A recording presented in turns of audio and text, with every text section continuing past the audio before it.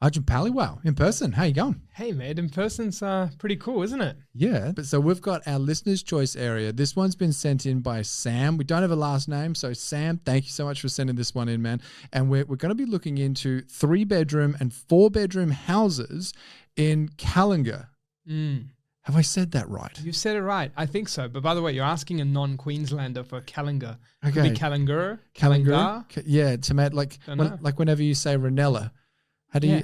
I say Rainella. Exactly, Rainella. It's Ranella. Is it Ranella? It's only because I'm from Adelaide. So I'm probably doing the exact same thing, and someone in Queensland's going, it's not pronounced. Anyway, why don't we jump into the fast five with this, man? So if we're looking at median house price, vacancy rate, days on market, you know the drill. Let's get a bit of an overview as to what this area is actually looking like. Yeah, so vacancy rates and prices. Now, vacancy rates are still below 1% at the moment in Kallangur, so they're quite tight.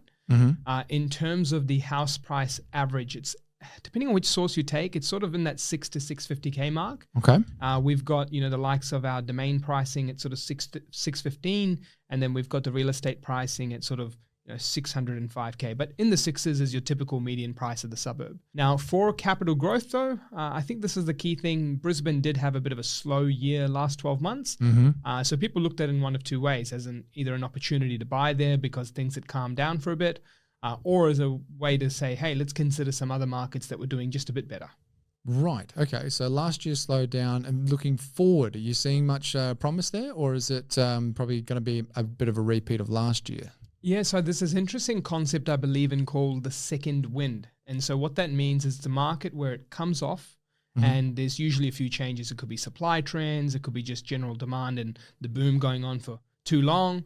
One of the things we do see is when the data does come back around, whether it's listing stabilizing again or whether it's sales volumes coming back up or days on market staying low, we say, hey, there's a second wind emerging, like almost a second run of the market heat in the area. We are seeing that starting to occur in Kallangur, where we're seeing this market come back up as a result of some of the listings stabilizing and more demand returning back. So I would say over the next 12 months, we should see demand come back into this market based on some of the trends we're seeing. However, when it has had a solid last 5 years that it's had, we cannot sit there and expect this to boom the way it did again for so long, like as in another 3 to 4 years. Right. So if Sam's looking for a repeat of kind of like 2018 to 2022, he might be a little, or she, actually, I've got no last name, so he or she might be disappointed.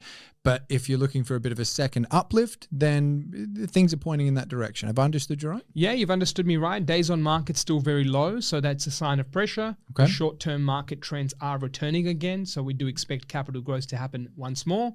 But in terms of the length of that, I just cannot see it going on for another 5 years to that level of strength. And what was the growth over the past kind of 12 months? So over the last 12 months, depending on which data source you took, it rose by 4% or moved downwards by 2%. Just depends on which data source, but I would just call it a flat market over the last 12 months. All right. And sort of rounding things out, Arj, what about in terms of like the rental market and local economy? How's that going? Yeah, the rental market's been moving from strength to strength in Brisbane.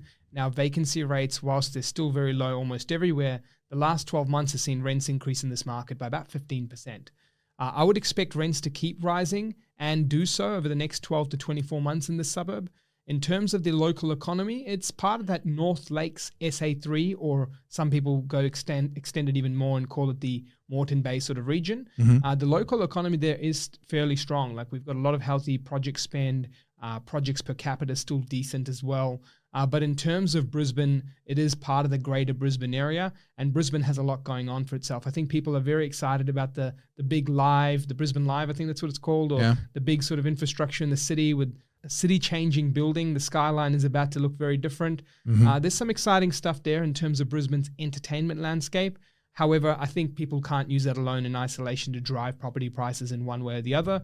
In summary, though, that rental markets are improving and continue to improve in Kallangur, so I'd expect rents to rise over the next 12 months. Do you reckon it changes much, like for a city like Brisbane, if we're talking more so like Moreton Bay, what's changing in the city? Do you think it really does have too much of an impact out there, or? Look, it's so hard to connect the dots to that something like where not every person does live and work in a CBD. Yeah. But no doubt does a project of that scale improve one's belief or thought of a market. Like remember, one thing that many people don't recognize is how simple sometimes the average buyer may think of things. The average buyer may think of a property market being better simply because of the Olympics or because of certain infrastructure projects, certain things. And whilst they don't absolutely in concrete evidence drive up property prices, they do have an impact on the added amounts of pieces of confidence. So I'd just say that every non-professional or non-data driven buyer probably thinks of all these things. You can't ignore them completely, but you just can't say that because of that, prices rise in Kallangur. Okay, I'm with you. And so finally rounding this out then, is it a no or is it a go? Yeah, look, in terms of what's out there from the rest of the country, I'd say it's still a no in comparison to the rest of the nation. Okay. But when I look at it from a market of, hey, our price is expected to rise in the next 12 months, and maybe this investor wants to see a market opportunity in Brisbane because they've got stuff elsewhere, then in that basis, I would consider it a yes. Okay, so it's not a hard no, but it's not a hard yes. And it's like for your circumstances, could be a yes, but otherwise, if you are going there, it'd be a no. Yeah, because I think for me, I have property in Brisbane. So I'd say, hey, look, do I really want another one there if I've got something there? But if I didn't have one and I had many properties in other markets and I'm kind of like, hey, I don't have something in Brisbane, I'd like to have something there. Bit of diversification. I'd say the next 12 months, we'll see some prices increase again. Arjun Paliwal from InvestorKit, thank you as always for jumping on the show, mate. I'm loving these listener choice episodes. Thank you, buddy.